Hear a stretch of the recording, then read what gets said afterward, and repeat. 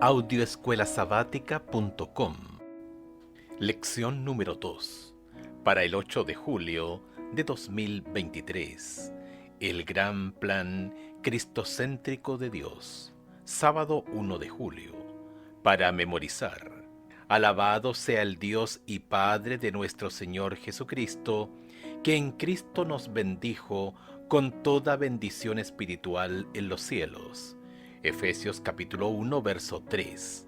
25 años después de convertirse en la primera persona en caminar sobre la Luna, Neil Armstrong escribió una nota de agradecimiento al equipo creativo que diseñó el traje espacial, la Unidad de Movilidad Extravehicular, EMU, por las siglas en inglés, en el que dio esos pasos históricos.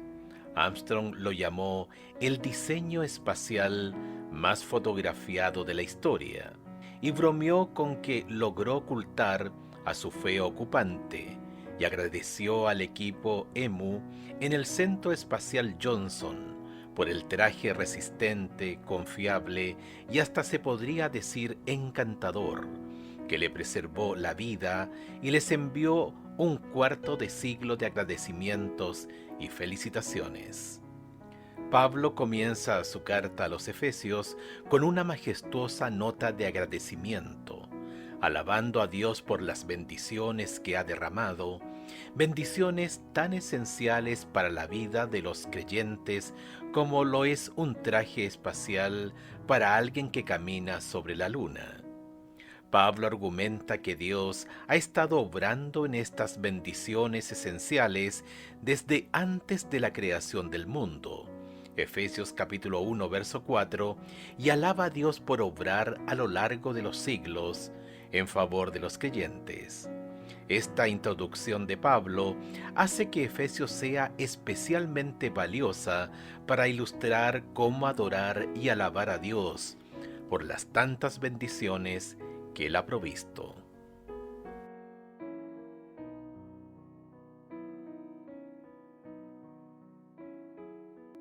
Domingo 2 de julio. Elegidos y aceptados en Cristo. Una nota de agradecimiento generalmente incluye una descripción del regalo recibido. Pablo incluye una larga lista de regalos en Efesios capítulo 1 versos 3 al 14, mientras agradece a Dios por las bendiciones del Evangelio.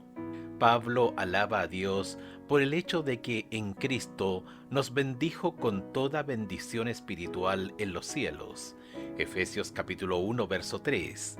El hecho de que las bendiciones sean espirituales, en griego neumáticos, sugiere que ocurren mediante el Espíritu, neuma, lo que apunta al cierre de la bendición de Pablo, que celebra la obra del Espíritu Santo en la vida de los creyentes. Efesios capítulo 1 versos 13 y 14.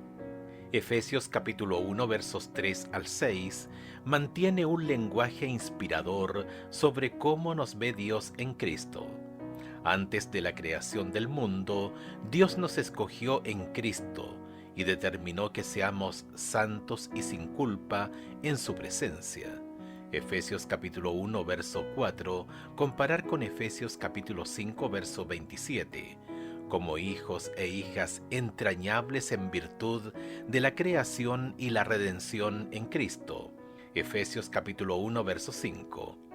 Desde antes de que el sol comenzara a brillar, su estrategia ha sido que seamos aceptos en el amado. Efesios capítulo 1 verso 6. En resumen, la intención de Dios es que seamos salvos. Perdemos la salvación solo por nuestras propias decisiones pecaminosas. ¿Qué significa la frase en los lugares celestiales? Reina Valera de 1960, de Efesios, el único lugar donde se usa en el Nuevo Testamento.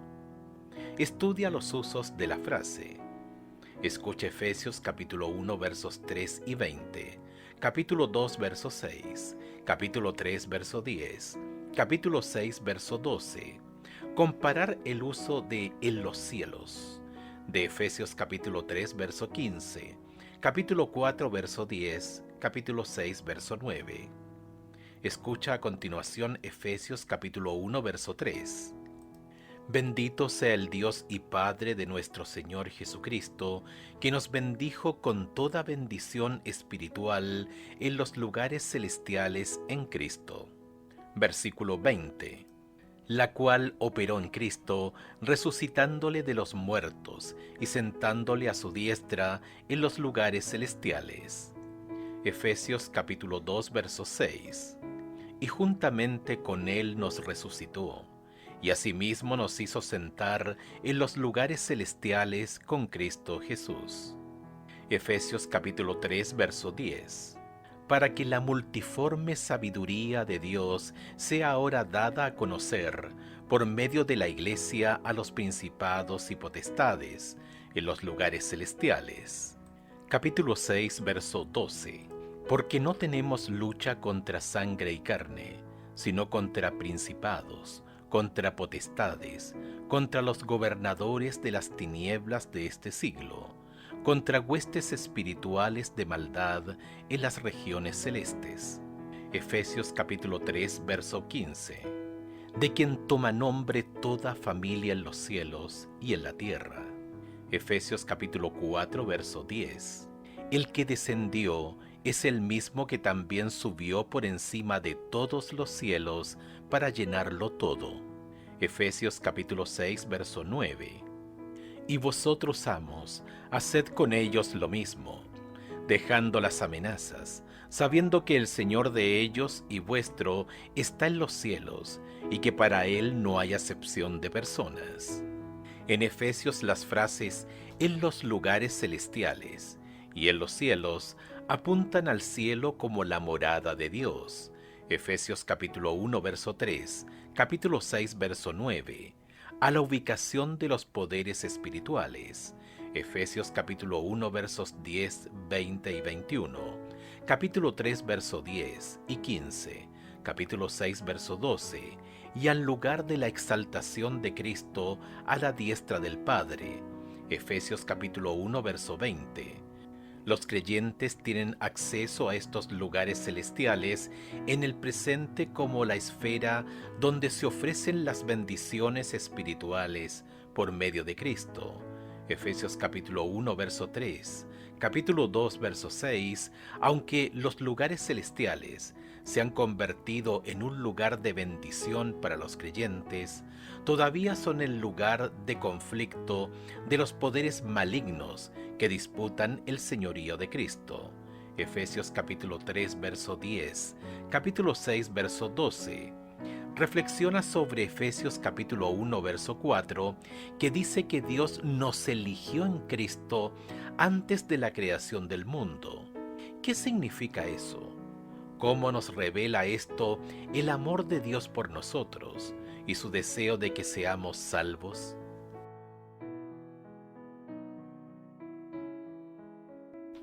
Lunes 3 de julio. Redención costosa. Perdón generoso. El pecado había sido una fuerza tenebrosa y dominante en la vida de la audiencia de Pablo. Pablo puede describirlos en su existencia anterior como muertos en vida, muertos en sus delitos y pecados, Efesios capítulo 2, verso 1, pero andando o haciendo como Satanás les ordenaba, Efesios capítulo 2, versos 1 al 3, esclavizados al pecado y a Satanás, no tenían la capacidad de liberarse, necesitaban rescate. Dios así lo hizo mediante sus actos de gracia en Cristo. Y Pablo celebra dos nuevas bendiciones de la gracia de Dios en la vida de los creyentes, la redención y el perdón. Escucha Efesios capítulo 1, versos 7 y 8. Redención es una idea que se usa con frecuencia en el Nuevo Testamento. Compara los usos de esta representación en Colosenses capítulo 1 versos 13 y 14, Tito capítulo 2 versos 13 y 14 y Hebreos capítulo 9 verso 15. ¿Qué temas comparten estos pasajes en común con Efesios capítulo 1 versos 7 y 8? Efesios capítulo 1 versos 7 y 8, en quien tenemos redención por su sangre, el perdón de pecados según las riquezas de su gracia, que hizo sobreabundar para con nosotros en toda sabiduría e inteligencia. Colosenses capítulo 1 versos 13 y 14, el cual nos ha librado de la potestad de las tinieblas y trasladado al reino de su amado Hijo, en quien tenemos redención por su sangre, el perdón de pecados. Tito capítulo 2 versos 13 y 14. Aguardando la esperanza bienaventurada y la manifestación gloriosa de nuestro gran Dios y Salvador Jesucristo, quien se dio a sí mismo por nosotros para redimirnos de toda iniquidad y purificar para sí un pueblo propio, celoso de buenas obras. Hebreos capítulo 9 verso 15.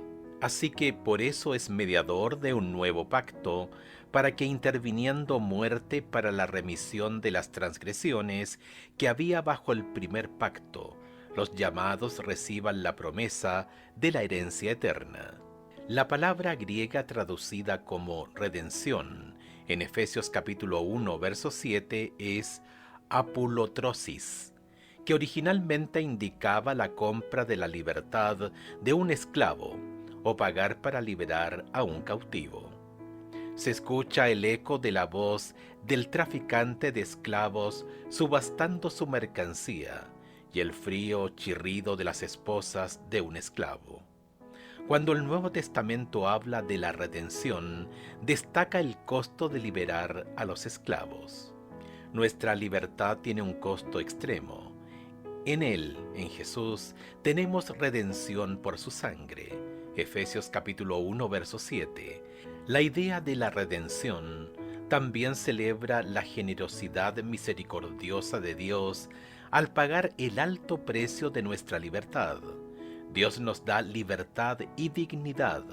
Ya no somos esclavos. Ser redimido es ser tratado como una persona, no como un objeto. Es llegar a ser ciudadano del cielo en lugar de un esclavo de la tierra. Alistair E. McGrew. Ten en cuenta que la idea de que Dios paga a Satanás el precio de la redención es medieval, no bíblica. Dios no le debe nada a Satanás ni le paga nada. Los beneficios del Calvario también incluyen el perdón de los pecados. Efesios capítulo 1, verso 7. En la cruz, Cristo toma sobre sí el precio por nuestro pecado, tanto pasado como futuro, y así canceló la nota de nuestra deuda, que consistía en ordenanzas desfavorables a nosotros. Colosenses capítulo 2, verso 14. Al hacer esta obra de redención y de perdón por medio de Cristo, Dios actúa como nuestro Padre generoso, con la riqueza de su gracia que nos prodigó abundantemente.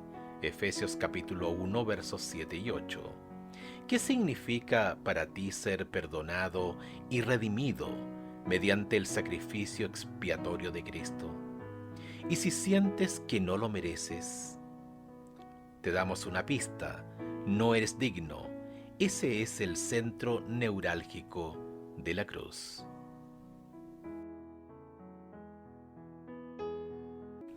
Martes 4 de julio. El gran plan cristocéntrico de Dios. ¿Cuál es el plan de Dios llegado el tiempo y cuán amplio es su alcance? Efesios capítulo 1 versos 9 y 10. Dándonos a conocer el misterio de su voluntad según su beneplácito, el cual se había propuesto en sí mismo, de reunir todas las cosas en Cristo, en la dispensación del cumplimiento de los tiempos, así las que están en los cielos, como las que están en la tierra. Pablo utiliza tres etiquetas para el plan de Dios. 1. El plan que había mantenido en secreto. 2. Lo que había decidido realizar. Y 3. Su plan para cuando llegue el momento preciso. ¿Cuál es el plan supremo y final de Dios? Unir todo, en todas partes, en Jesús. El término que Pablo utiliza para describir el plan es gráfico. El griego anake palai osastai, reunir, restaurar o recuperar todas las cosas en Cristo. En la práctica contable de la antigüedad se sumaba una columna de números y se colocaba el total en la parte superior. Jesús encabeza el plan escatológico final de Dios. Este plan cristocéntrico se elaboró antes de la creación del mundo, Efesios capítulo 1, verso 4, y es tan amplio que abarca todo el tiempo, en el cumplimiento de los tiempos establecidos, Efesios capítulo 1, verso 10, y el espacio, todo lo que está en el cielo y lo que está en la tierra. Pablo anuncia la unidad en Cristo como la gran meta divina para el universo. Al analizar el plan de Dios que se cumplirá a su debido tiempo, Efesios capítulo 1, verso 10, Pablo comparte el tema que entretejerá a lo largo de la carta. Dios comienza su plan para unificar todas las cosas, cimentado en la muerte, la resurrección, la ascensión y la exaltación de Jesús. Efesios capítulo 1, verso 15 al capítulo 2, verso 10, fundando la Iglesia y unificando elementos dispares de la humanidad, judíos y gentiles en ella. Efesios capítulo 2, verso 11 al capítulo 3, verso 13. De esta manera, la Iglesia advierte a los poderes malignos que el plan de Dios está en marcha y que el gobierno divisor de Satanás terminará. Efesios capítulo 3, verso 10.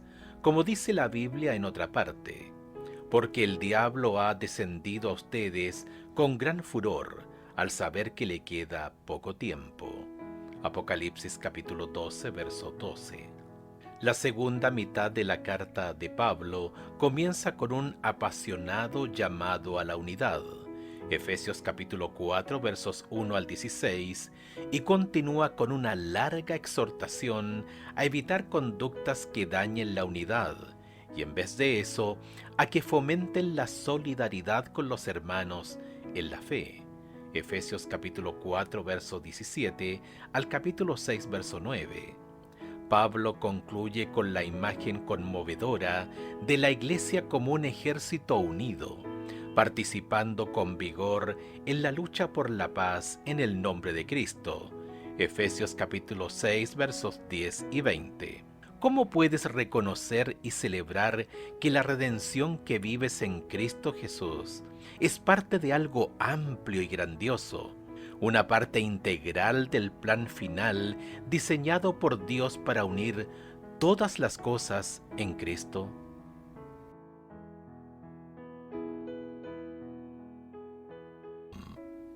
Miércoles 5 de julio.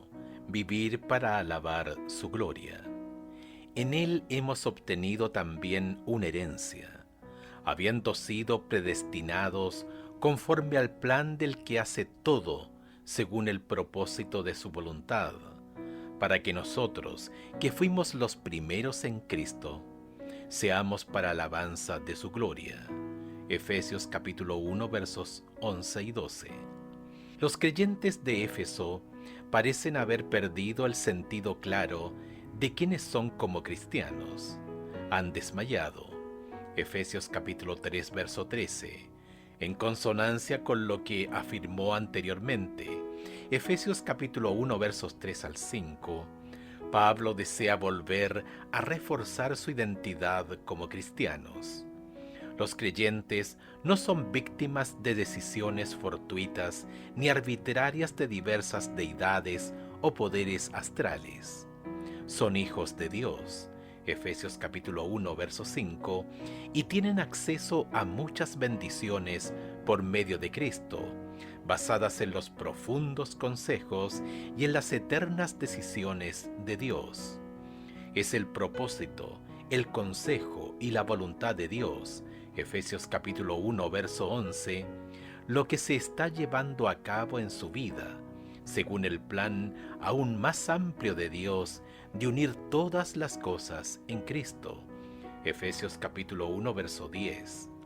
Pueden tener una confianza inquebrantable en su reputación ante Dios y en la eficacia de las bendiciones que Él ofrece. Su vida debe exaltar el mensaje de Efesios capítulo 1, versos 3 al 14. Bendito sea Dios nuestro Padre y el Señor Jesucristo. Compara los usos de la idea de herencia en Efesios capítulo 1, versos 11, 14 y 18. ¿Por qué crees que esta idea es importante para Pablo? Efesios capítulo 1, versos 11, 14 y 18. Versículo 11. En él asimismo tuvimos herencia, habiendo sido predestinados conforme al propósito del que hace todas las cosas, según el designio de su voluntad. Versículos 14 y 18.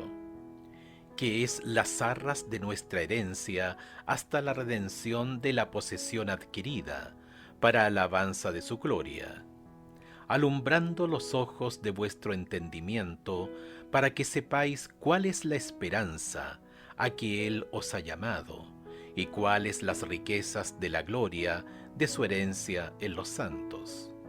¿Alguna vez recibiste una herencia como resultado de la muerte de alguien? Quizás un familiar te haya dejado un tesoro valioso o una suma considerable de dinero. Según Pablo, en virtud de la muerte de Jesús, los cristianos han recibido una herencia de parte de Dios, Efesios capítulo 1, verso 14, y se han convertido en una herencia para Dios, Efesios capítulo 1, verso 18. En el Antiguo Testamento, a veces se considera que el pueblo de Dios es su herencia o heredad. Deuteronomio capítulo 9, verso 29, capítulo 32, verso 9, Zacarías capítulo 2, verso 12. Este sentido de ser, o de llegar a ser, la herencia de Dios, es claro en Efesios capítulo 1, verso 18, y también es el significado probable del término en Efesios capítulo 1, verso 11, que luego se tradujo como «En él somos hechos una herencia», traducción del autor. Como elemento central de su identidad cristiana, Pablo desea que los creyentes conozcan su valor para Dios. No solo poseen una herencia de Dios, Efesios capítulo 1, verso 14, capítulo 3, verso 6, comparar con Efesios capítulo 5, verso 5, sino además son la herencia de Dios. ¿Cuál es la diferencia de trabajar para obtener algo y heredarlo? ¿Cómo nos ayuda esta idea a entender lo que hemos recibido en Jesús?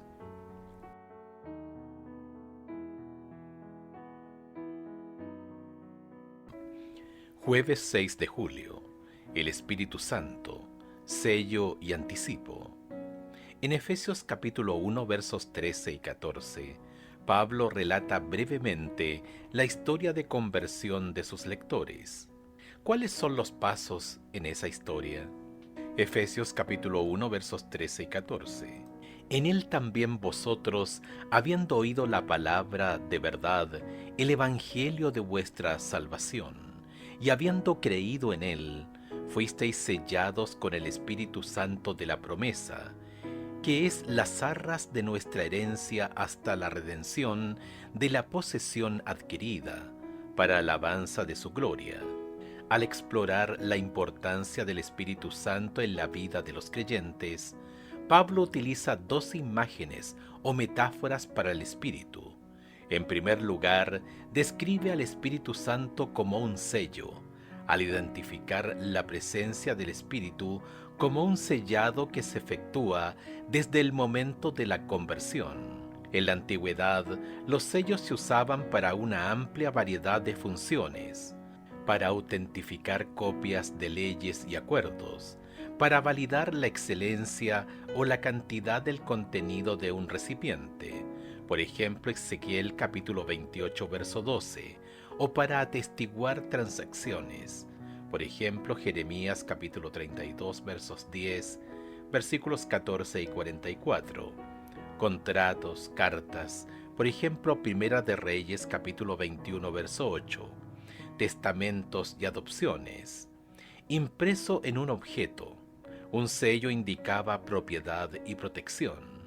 La presencia del Espíritu Santo en la vida marca a los creyentes como pertenecientes a Dios y transmite la promesa de Dios de protegerlos. Comparar con Efesios capítulo 4 verso 30. Han sido sellados con el Espíritu Santo prometido. Efesios capítulo 1 verso 13. Pablo indica claramente que cuando alguien le da su vida a Jesús y cree en él, el Espíritu Santo sella, verbo griego sparagizó, a ese creyente en Cristo para el día de la redención. ¡Qué verdad maravillosa, liberadora y tranquilizadora!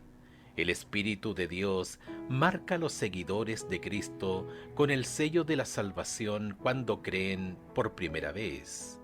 La segunda imagen que utiliza Pablo para el Espíritu Santo es la garantía. El Espíritu Santo es la garantía de nuestra herencia que señala hacia el momento en que la herencia se entregará en su totalidad.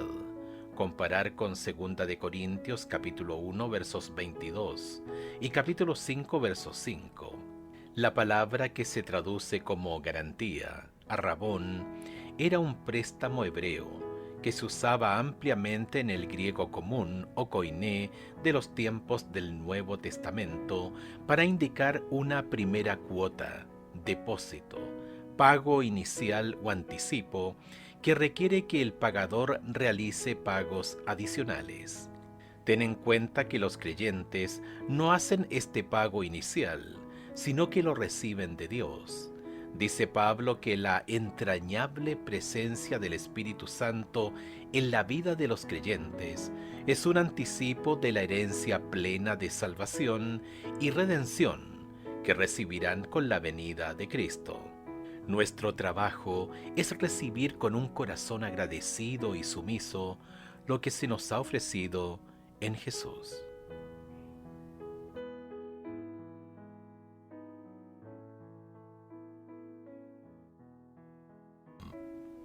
Viernes 7 de julio, para estudiar y meditar. Efesios capítulo 1 versos 3 al 14 enseña que Dios predetermina el futuro de los seres humanos, predestinando a algunos para vida eterna y a otros para muerte eterna. Desgraciadamente, muchos creen esto. No obstante, considera estas ideas. 1. En el pasaje, la función de Cristo es determinante, ya que la decisión divina de adoptarnos se produce por Jesucristo, Efesios capítulo 1 verso 5, o en Él, Efesios capítulo 1 versos 4 y 11. Esto sugiere que la decisión y la predeterminación de Dios es para todos los que eligen la fe en Cristo.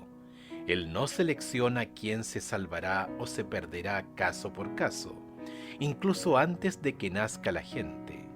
La decisión de Dios es la respuesta divina, estudiada y predeterminada para quienes ejerzan fe en Cristo. 2. Efesios capítulo 1 versos 3 al 14 también contiene un vívido lenguaje relacional acerca de la obra salvífica de Dios.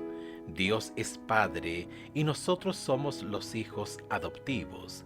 Efesios capítulo 1 versos 3 al 5, que recibimos sus bendiciones en abundancia. Efesios capítulo 1 verso 8.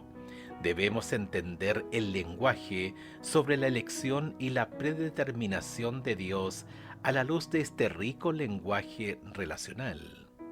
Dios no es un juez distante e insensible que emite decretos a la distancia, sino el Padre cariñoso para todos sus hijos. Ver Efesios capítulo 3, verso 15. 3.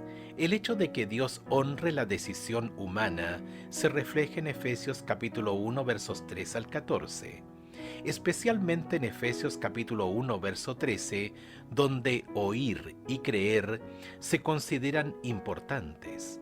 En otras partes de la carta, Efesios capítulo 2, verso 8, capítulo 3, verso 17, capítulo 4, verso 1, capítulo 6, verso 20, todas ellas enfatizan o suponen el ejercicio de la decisión y la respuesta de fe. Y en otros pasajes del Nuevo Testamento, por ejemplo, Primera de Timoteo capítulo 2, verso 4, Hechos capítulo 17, versos 22 al 31, o como lo expresó Elena de White. En el don incomparable de su Hijo, Dios ha rodeado al mundo entero con una atmósfera de gracia, tan real como el aire que circula alrededor del globo. Todos los que elijan respirar esa atmósfera vivificante vivirán y crecerán hasta la estatura de hombres y mujeres en Cristo Jesús. El Camino a Cristo, página 58. Preguntas para dialogar. 1.